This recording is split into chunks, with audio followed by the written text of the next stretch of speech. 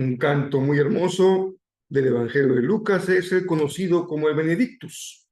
Es la expresión de adoración de Zacarías tras el nacimiento de su hijo Juan.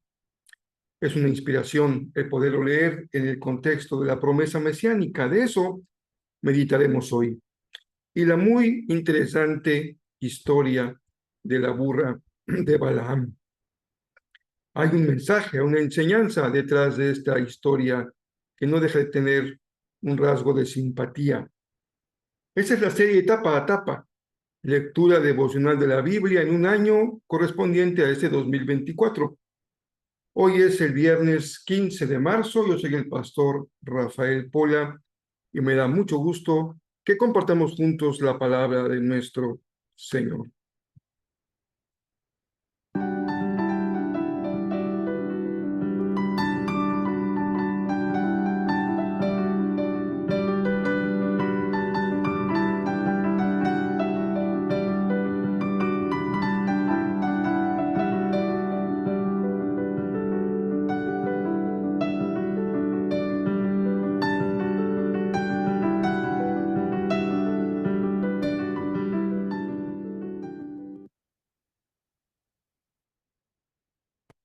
Estamos ya leyendo algunos textos en Números que distan de ser de carácter legislativo o leyes o reglamentaciones.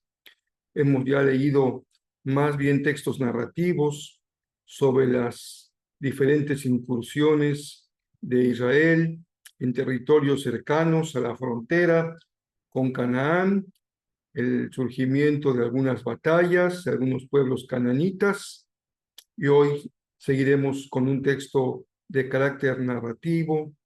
Hay quienes leen en esta historia una leyenda popular y otros le dan un crédito absoluto a lo que narra el texto de Números. Más allá de estas diferencias de opinión, hay sin duda una enseñanza. Siempre nos preguntamos sobre el sentido del texto, qué es lo que el texto quiso decir para sus lectores originales y qué es lo que el texto quiere decir a los lectores y lectoras de hoy.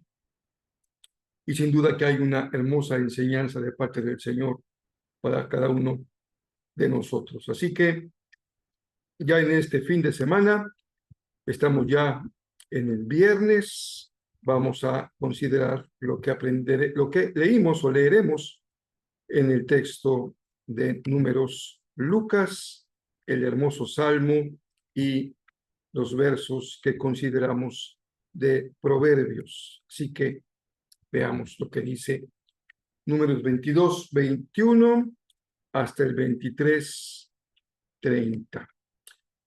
Me he referido a Números a Levítico como ejemplificando o haciendo una analogía con la carrera, como una subidita, porque para algunas personas son textos un poco difíciles de leer, dado que son muy llenos de datos sobre los diferentes sacrificios, leyes sobre las ofrendas. Algunos son reiterados en cuanto a su establecimiento y luego su implantación, pero hay carne en los dos textos. El que sea subida justamente quiere decir que en estos textos hay riqueza de aprendizaje. Un poco demanda de nosotros un poquito más, pero nos deja con mucha enseñanza. Ahora se trata de que Balac, un rey moabita, se ha dirigido a Balaam, que era como un famoso adivino en la región, para que se allegue de su auxilio, su ayuda, a fin de derrotar a los israelitas. Hay un sentimiento en el rey moabita Barak de que el ejército que va a enfrentar lo pone en peligro y tiene que echar mano de todo lo que está a su alcance para salirse con la suya. Pues fíjese que no es una historia tan lejana. Incluso hay algunos creyentes que cuando están en condiciones difíciles, echan mano de todo lo que pueden. Si andan con problemas de economía, van y se meten al casino para jugar, o compran su billete de lotería, o utilizan cualquier recurso para salirse con la suya. Así hizo Barak. Utilizó lo que estaba a su alcance para vencer a los israelitas. Y el Señor le dijo una y otra vez a Balaam: Balaam, no es por ahí, no te metas en ese asunto, pero la presión del rey, la oferta económica, parece que algo movió en el corazón de ese divino y finalmente accede a acompañar a los enviados de Barak para maldecir a Israel, aunque Balaam sabía que Dios no lo iba a permitir. La historia de la burra en la que se transporta Balaam es muy interesante porque el animal tal vez considerado más torpe es el animal que da una gran lección.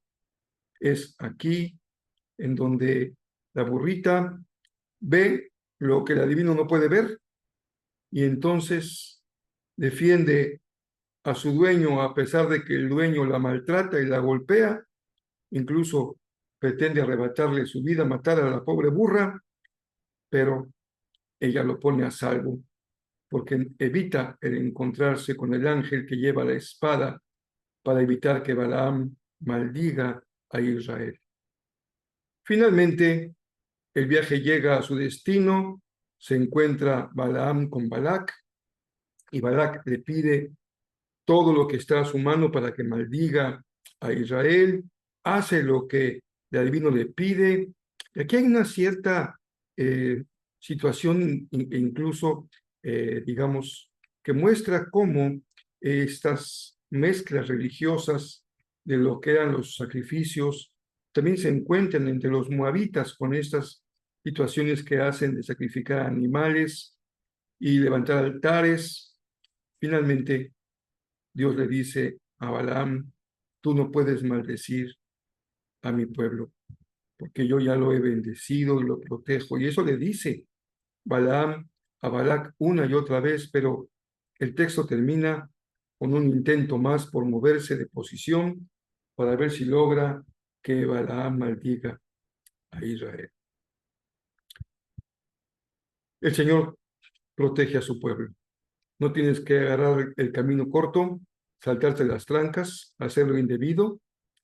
Debes confiar en Dios. Él es el protector. Él es el que cuida, el que bendice a su pueblo. Debes confiar en eso, incluso de amenazas que pueden ser más allá de tus posibilidades de defensa. El Señor está atento y protege siempre a su pueblo. Justamente en las fechas que estamos nosotros ahora acercándonos, tiene una importancia mayúscula el sentido de la misión de Jesús. Su nacimiento y el nacimiento del Bautista se deben de comprender a la luz de esta historia magnífica del cumplimiento de todas las promesas mesiánicas que están llegando a su culminación. Así que la promesa que dio el ángel a Elizabeth se cumple y ella da a luz a un hijo varón. Le pone por nombre Juan, como era la voluntad expresada por Dios a través del ángel. Y en el nacimiento de Juan, Zacarías recobra el habla cuando dice: se va a llamar Juan. Y se compone un hermoso poema cántico que también se usa en las cantatas de la Navidad, que es el conocido como el Benedictus. Si ustedes lo leen con esta perspectiva, con cuidado, es una poesía extraordinariamente bella, no solamente por cómo se compone en términos literarios, sino porque el profundo sentido mesiánico que tiene la poesía. Y el destino, del destino hablamos antier, perdón, en nuestro culto de oración, del destino. Juan estaba destinado a un gran ministerio, algo extraordinario. dice, Juan será grande. Sabemos que su muerte al final de su vida fue algo trágico, pero incluso su muerte hay que comprenderla en el contexto de la promesa mesiánica. El milagro personal tiene sentido, el que se hizo en la vida de Zacarías y de Elizabeth, cuando lo vemos en el contexto de las promesas de Dios. Porque nuestra vida, hermanos queridos, no tiene un sentido que se agota en nosotros mismos. No venimos a esta tierra para satisfacernos a nosotros mismos y ser felices y hacer todo lo que está en nuestra mano para salirnos con la nuestra. Nuestra vida tiene un propósito trascendente. Fuimos creados para el Señor y nuestra vida tiene sentido cuando Dios es el final de nuestra vida, cuando vivimos para Él y para ser copartícipes, parte de esta gran tarea de el nacimiento del Mesías, Salvador del mundo. Por eso cuando usamos la expresión uno más para Cristo, no es un eslogan, un lema, un buen propósito, sino el sentido de la tarea de la iglesia y el sentido de la vida de cada persona. Los discípulos, los pescadores, comprendieron que reenfocar su vida significaba ser parte de un gran equipo que tiene como propósito sanar, salvar y bendecir a las personas, especialmente las que están rotas, fracturadas, dañadas, lastimadas, marginadas, culpabilizadas, victimizadas. Todo aquello que implica una herida, un sufrimiento, es un asunto de Dios y a Dios le interesa. Y una ciudad tan grande como esta, Cancún, como la Ciudad de México, como las ciudades del norte del país y de otros países hermanos, están llenas de personas con profundas heridas. Las vemos todos los días aparecer en los diarios, en las noticias, en las redes sociales. Ahí el Señor nos ha puesto para hacer nuestra tarea en la dimensión de lo que podemos hacer.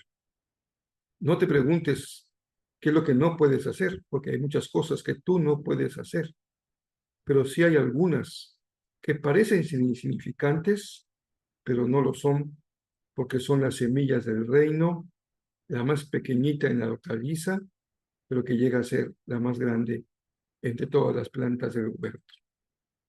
Así que Zacarías y Elizabeth ponen de su parte entregando a su hijo para ser parte de esta gran tarea que Jesús vendría a cumplir. El Salmo número 58 inicia con un reclamo fuerte, vigoroso del salmista a los gobernantes.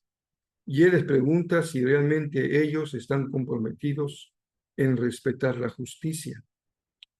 Recuerda que en el tiempo del salmista hablamos de una monarquía en donde todos los poderes se concentran en uno solo. En sociedades modernas como la nuestra, hay un equilibrio en los poderes entre el judicial, el ejecutivo, el legislativo, e incluso hay organismos que se salen de estos tres poderes y que se llaman organismos autónomos, que están profundamente vinculados con luchas sociales.